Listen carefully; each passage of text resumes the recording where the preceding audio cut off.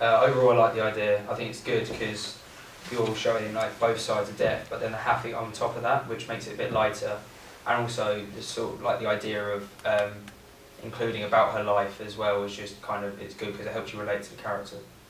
And also, it's good that you show her dead before because it creates tension. It's like mysterious. I think it's like a really good idea because the flashbacks give clues and hints to the audience, so they can like get an opinion on what's happened. Yeah, I agree with that. The flashbacks gives it more detail, but you shouldn't show who the killer is because it's like enigma coding, creates mystery, and that's what you want to engage your audience. You weren't a cricket fan by any chance, right?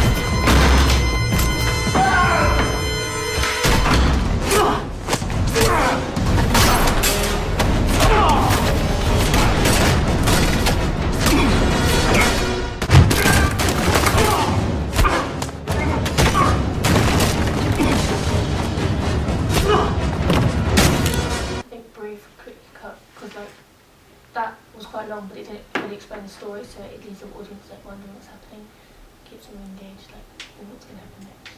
Yeah, I agree with that because it's constantly changing, so the audience is like interested and doesn't lose concentration.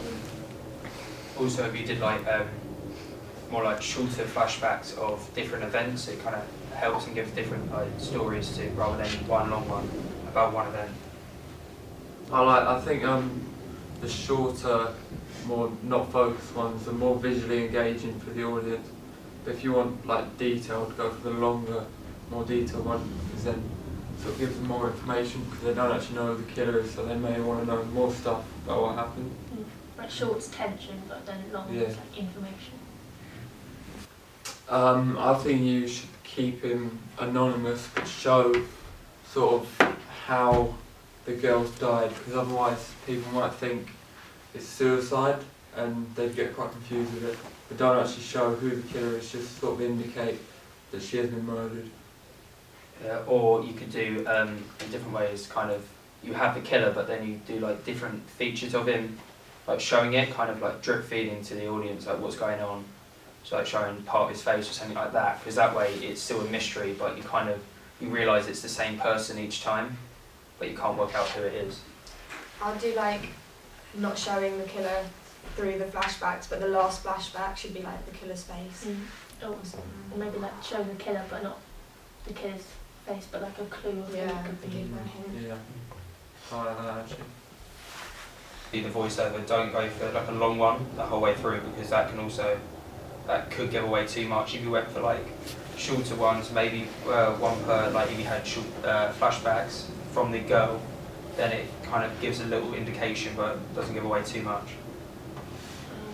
I don't think you should use a voiceover because I think that visual clues are more useful to the viewer than like listening to what the person has to say, because if they look at it and they can see it later on in the film, they'll be like, well, that's it.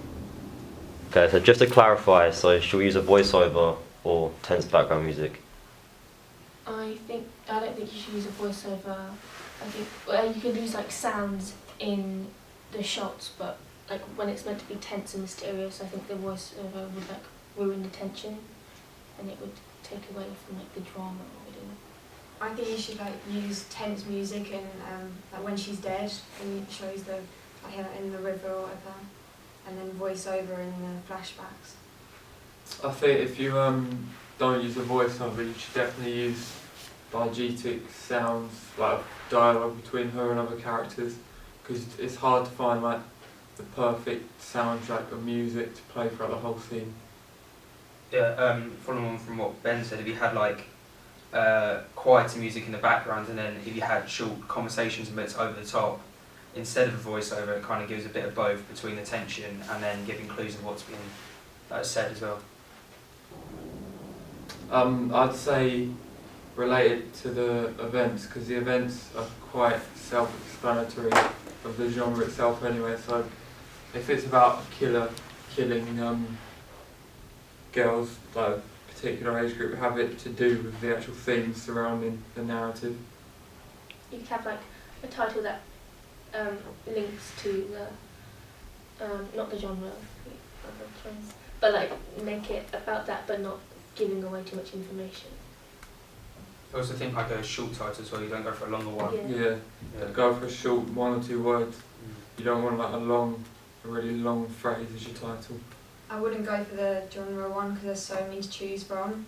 If you choose other option, there's like less. It gives you Yeah, it's more more idea of what specific to your call it. film.